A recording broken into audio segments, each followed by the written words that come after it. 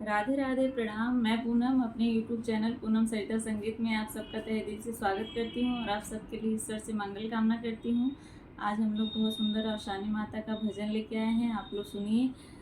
कैसा लगा comment box में ज़रूर बताइएगा। आशा करती हूँ आप सबको पसंद ज़रूर आएगा और वीडियो को ज़्यादा से ज़्यादा शेयर करिएगा और अपना सपोर्ट करिए हम लोगों को और अपना आशीर्वाद दीजिएगा।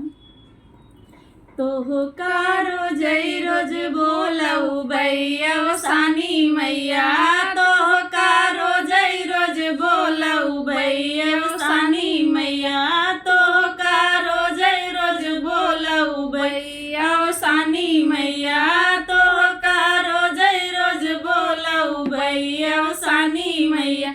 अपना खाबै मैया सुखी भौरिया, अपना खाबै मैया सुखी भौरिया, तोहका पूरी मंगवाऊ भैया सानी मैया, तोहका पूरी मंगवाऊ भैया सानी मैया, तोहका रोजै रोज बोलऊ भैया सानी मैया, तोहका रोजै रोज बोलऊ भैया सानी मैया।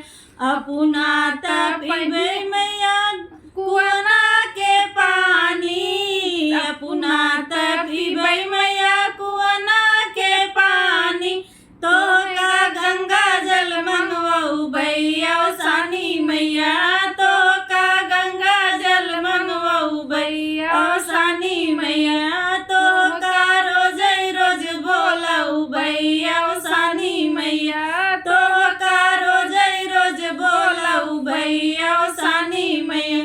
अपना पहिनब मैया फटही लुगरिया, अपना पहिनब मैया फटही लुगरिया, तोहका चुनरी मंगवाऊ भैया सानी मैया, तोहका चुनरी मंगवाऊ भैया सानी मैया, तोहका रोजै रोज बोलऊ भैया सानी मैया, तोहका रोजै रोज बोलऊ भैया सानी मैया।